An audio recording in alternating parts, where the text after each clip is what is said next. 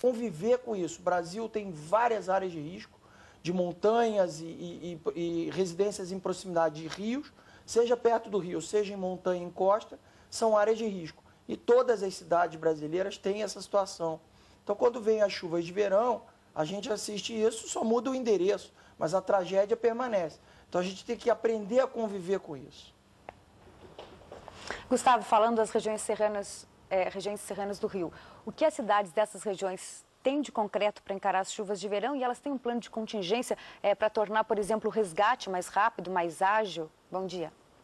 Bom dia, Ana Paula. É verdade. A gente precisa, exatamente isso que precisa ser feito. Um plano de contingência que o Rio de Janeiro, por exemplo, que serve de exemplo para outras cidades do Brasil, para ser usado até em Minas Gerais, que a gente está vendo sofrer esse verão, seria o seguinte: você tem que ter radares meteorológicos que dê uma previsibilidade para a população, de preferência com 48 horas de aviso prévio, e os pluviômetros para estar medindo e monitorando a chuva. Agora, o Rio de Janeiro começou a criar isso agora, né? Os radares, os pluviômetros. A gente usava um radar da aeronáutica que fica em Petrópolis, a 1.800 metros. Descobriu-se que esse radar não é suficiente porque tem nuvens mais baixas. É bom, é útil, mas não é o 100% do ideal. Então, comprou-se um novo radar que fica assim, aqui em Sumaré, no Rio de Janeiro. Ele pega as chuvas mais baixas. Além disso, temos instalado já, desde a década de 90, 30 pluviômetros ao longo da cidade. Agora, tem um problema aí. A gente tem a tecnologia, mas falta estabelecer o gerenciamento de risco para a cidade.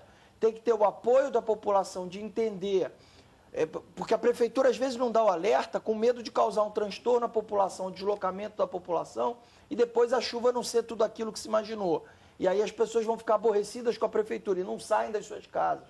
Então a população tem que fazer sua parte também de aprender que isso é um risco, tem que ser tratado, as pessoas têm que se deslocar sim, sair das suas casas sim e se deslocar para um local seguro. Como é no Japão quando tem terremoto, as pessoas saem, tem por onde elas vão andar, por onde vão passar e aonde vão aguardar. Mas isso a gente tem que aprender a viver com isso. Você falar do Japão, porque o trabalho de reconstrução depois do terremoto, da tsunami, foi muito rápido. A gente viu estradas sendo reconstruídas em 3 meses. Isso não é o que a gente vê no país. E na região serrana, por exemplo, a gente viu agora, por exemplo, sinais ainda da tragédia do ano passado, a recuperação muito lenta, suspeita de desvio de dinheiro. Qual é a responsabilidade do poder público, tanto nesse problema de recuperação, quanto em obras, por exemplo, muito mal planejadas, com a calha de rio, que não dá para suportar, por exemplo, uma demanda de água num período de chuva como esse? Perfeito, Luciano, exatamente isso. É óbvio que o poder, a necessidade de reação e a necessidade de se apresentar nessa hora do poder público é total. Então,